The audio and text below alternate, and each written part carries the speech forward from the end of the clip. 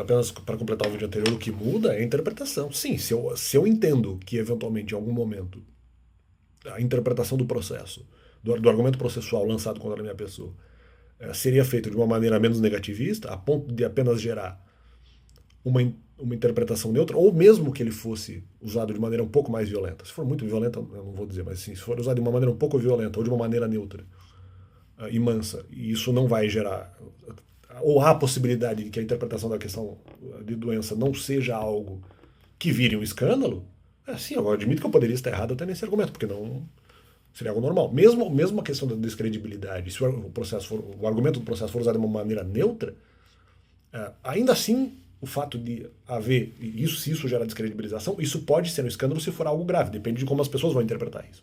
Elas expondo isso ou não. Pode ser algo bastante grave porque pode perder muita credibilidade. Então pode ser grave sim, pode ser uma descredibilidade velada. Numa segunda interpretação, não. Apenas gera descredibilidade não quer dizer que vai gerar escândalo. E para mim a descredibilidade aconteceria em qualquer circunstância, seria praticamente uma certeza nesse caso.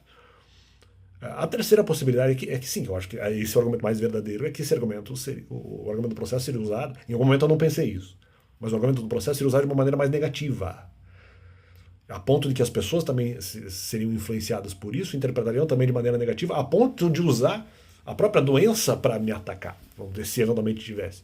E se elas acreditassem nisso, e poderiam acreditar nisso, e usariam esse argumento de uma maneira negativa. Isso é um escândalo. E aí eu não teria o argumento que demoraria muito para eventualmente poder rebater essas pessoas. Então, nessa hipótese, que na verdade é a mais realista, mas que em algum momento eu não atingi, não, aí me justifica também inteiramente. Me justifica inteiramente. Me justifica inteiramente.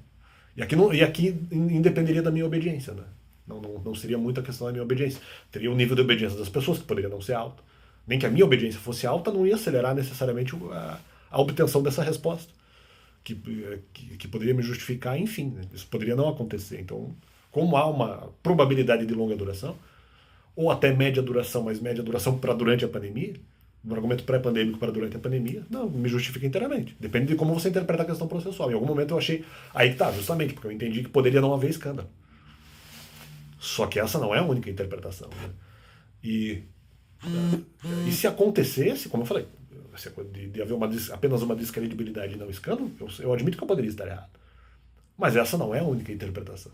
Então, apenas para contabilizar isso aí. E valeu.